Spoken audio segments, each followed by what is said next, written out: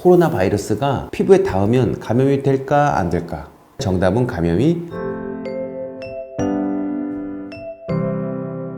안녕하세요, 원장님. 안녕. 원장님, 궁금한 게 있는데 화장품을 보면 피부 장벽을 지켜준다는 표시가 많은데 피부 장벽은 무엇인가요? 이렇게 한번 설명해 볼게. 우선 피부 구조부터 보자고. 여기가 진피, 여기가 표피, 그리고 여기가 각질층이야. 여기서 각질층부터 진피 위까지를 피부 장벽이라고 불러. 여기 기저층이라는 게 있는데 기저층에서 태어난 표피 세포는 하루살이처럼 2주간의 삶을 살면서 위로 이동을 하지. 마치 손톱이 여기서 자라서 이 위로 이동하는 것과 같아. 그렇게 위로 이동을 하면서 표피 세포의 핵은 없어져 가서, 즉 죽어간다는 뜻이지. 이렇게 변한 핵은 없고 케라틴으로 꽉 찬 죽은 표피 세포를 각질층이라 불러.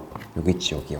이게 겹겹이 쌓이게 되어 있고 그 사이를 세포간 지질이라는 물질로 채워져 있어. 이 휴지를 각질이라고 생각하면 되고 이 꿀을 세포간 지질이라고 생각하면 돼. 이렇게 형성된 장벽이 진피 위에 있는 거지. 이것을 피부 장벽이라고 생각하면 돼.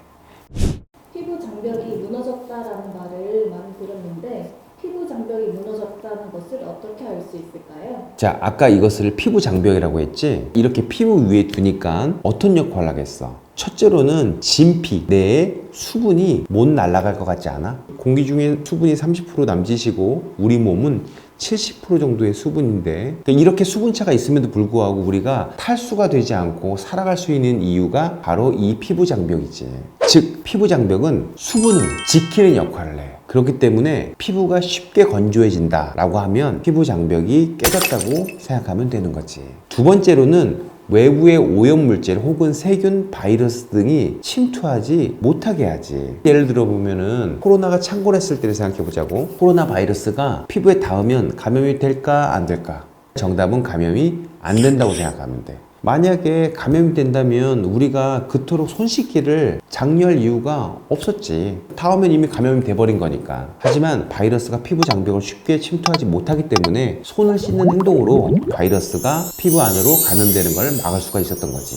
이 역할을 하는 것이 바로 피부 장벽이었어. 그래서 피부 장벽이 깨진 친구들은 피부가 쉽게 뒤집어지고 붉고 가렵고 난 예민한 피부야 라고 얘기하는 거지. 이런 일이 만성적으로 생기는 경우를 아토피 피부염이라고 불러. 피부과에서는 TEWL이라고 얼마나 피부에 수분이 증발되느냐를 검사하는 방법과 유분, 수분 이런 거 측정하는 방법, 피부의 산도를 측정하는 방법들이 있는데 보통 피부 증상만 듣고 눈으로 시진 확인해보고 바로 진단하는 경우가 많아. 위에서 말한 그런 측정이 다 치료 비용이니까 뭐 그냥 넘어가는 경우가 많이 있지. 피부 장벽이 무너지는 이유는 무엇인가요? 우선 이 휴지에 해당하는 각질세포와 이 꿀에 해당하는 세포간 지질이 망가지는 경우겠지. 이 각질세포가 깨지는 경우는 우선 교과서적으로 얘기하면 스트레스, 수면 부족, 대기오염 등등이겠지. 하지만 내 생각에는 이런 것보다는 1순위가 세안 습관인 것 같아. 자, 이 휴지 봐봐.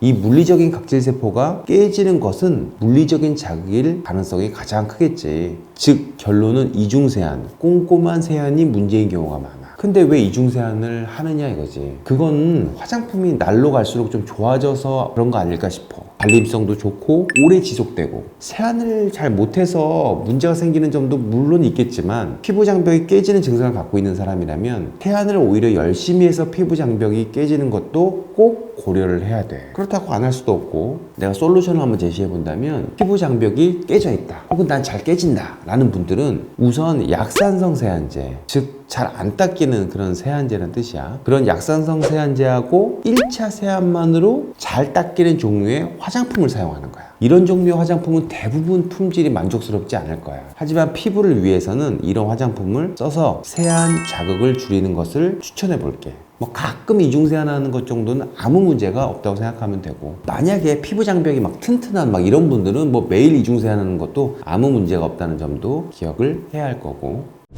피부 장벽을 지키기 위해서는 어떻게 해야 하나요? 아까 말한 이중세안 등 물리적 자극을 안 해주는 것은 꼭 해줘야 되는 거고, 아까 각질 사이에 세포간 지질이라는 것이 있다고 했었지. 티슈 사이에 있는 꿀이라고 생각하면 되고, 이 세포간 지질과 비슷한 물질을 얼굴에 도포해 주는 거지.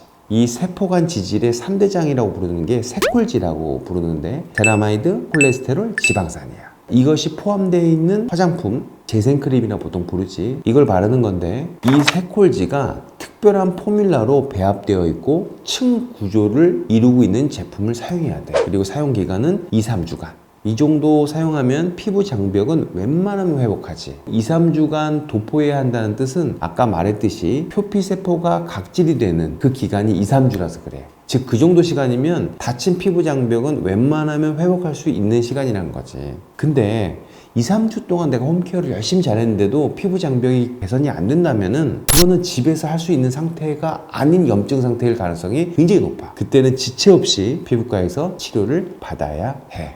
피부과에서 피부 장벽을 치료하는 방법이 무엇인가 궁금할 수 있으니까 얘기를 한번 해보면 일단 원인을 분석해야 돼. 그리고 그 원인에 따라서 그 진단에 따라서 치료 방법을 잡는 거고. 근데 이거는 너무 설명이 방대하니까 러프하게만 설명한다면 첫째는 염증의 이유를 제거하는 것. 둘째는 LDM 같은 초음파 장비로 피부 장벽에 도움되는 약물을 투여하는 것. 셋째는 BBL, 옴니룩스, 스마트룩스, 플라즈마젠, 리쥬란 힐러 이런 피부 회복을 전용으로 하는 레이저나 주사 같은 방법이 있어. 대충 요렇게 아시면 될 것 같아. 여기서 들은 것처럼 모든 피부 관리의 시작과 끝은 피부 장벽 이거 하나뿐이야.